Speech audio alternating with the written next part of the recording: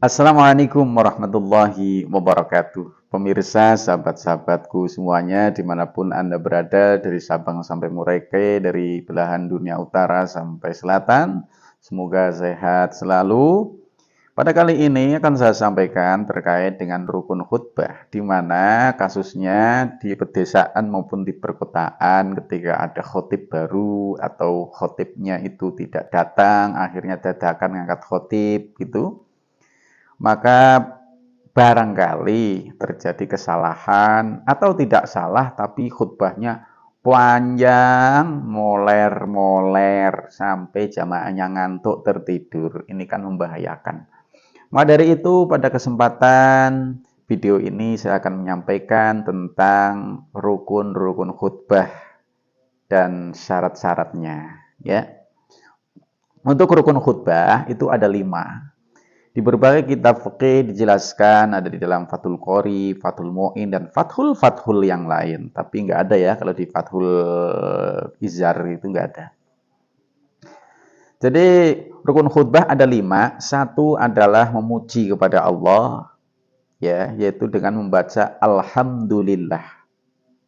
Alhamdulillah ini lafalnya harus tertentu. Yang penting ada alhamdulillah dan lafal jalalah Allah. Tidak boleh diganti yang lain-lain. Misalkan as-sana'u lillah, ya, atau alhamdulillahirrahman. Itu enggak boleh.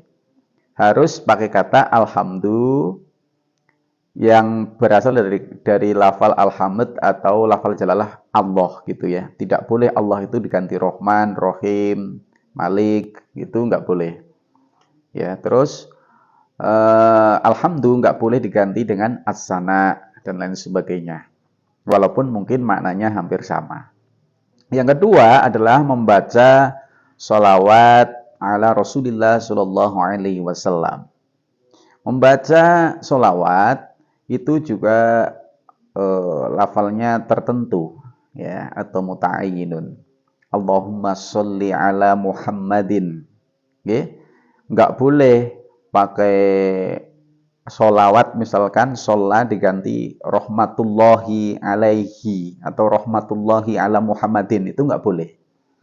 Dan lafal Muhammad itu nggak boleh pakai domir, okay? Sallallahu alaihi atau wassalatu wassalamu alaihi, itu nggak boleh.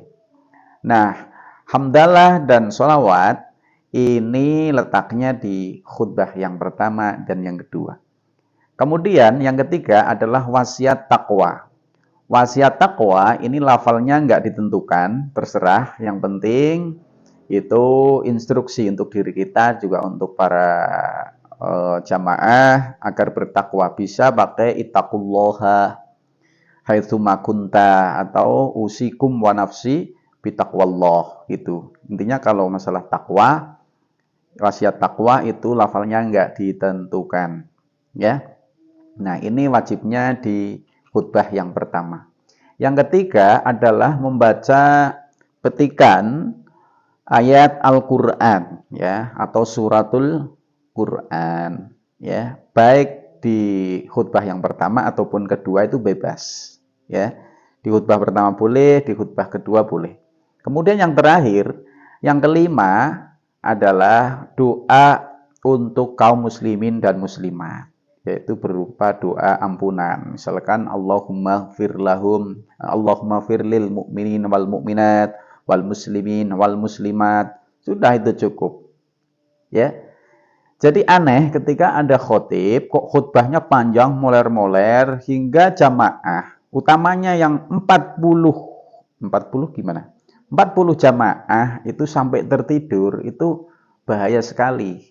Karena apa? Ada syarat bahwasanya khotib itu tersampaikan kepada 40 orang minimal yang masuk hitungan syarat keabsahan melaksanakan ibadah sholat Jumat. Ini kan kalau versi Imam Syafi'i harus ada 40 orang, begitu ya. Jadi khutbah itu tidak tidak bagus ketika kepanjangan, bagusnya malah yang sedang lah, ya. Bagusnya yang sedang, malah lebih bagus pendek daripada kepanjangan gitu. Yang dipanjangkan apa? Yang dipanjangkan nanti waktu sholatnya, ya. Kemudian di dalam syarat sahnya khutbah itu ada dua hal. Yang pertama, antara khutbah yang pertama dan yang kedua itu harus terus-menerus. Setelah duduk harus langsung ya. Jangan terlalu menunggu lama gitu. Nanti itu harus diulangi dari awal ketika ada jeda yang begitu lama. Kemudian syarat berikutnya adalah khutbah tersebut tersampaikan kepada 40 orang. Ya. Ya, artinya si khotib ini berusaha suaranya itu dikeraskan hingga terdengar kepada 40 orang jamaahnya. Adapun misalkan ada gangguan seperti suara bising atau guntur, jeder gitu ya, itu nggak apa-apa, yaitu sudah memenuhi syarat. Oh ya, untuk tadi masalah rukun khutbah itu wajib memakai bahasa Arab ya. Rukun-rukun khutbah yang 5 tadi wajib memakai bahasa Arab. Kecuali keterangan yang telah disampaikan oleh Ibnu Hajar Al-Haytami di dalam kitab Tuhfatul Muhtaj.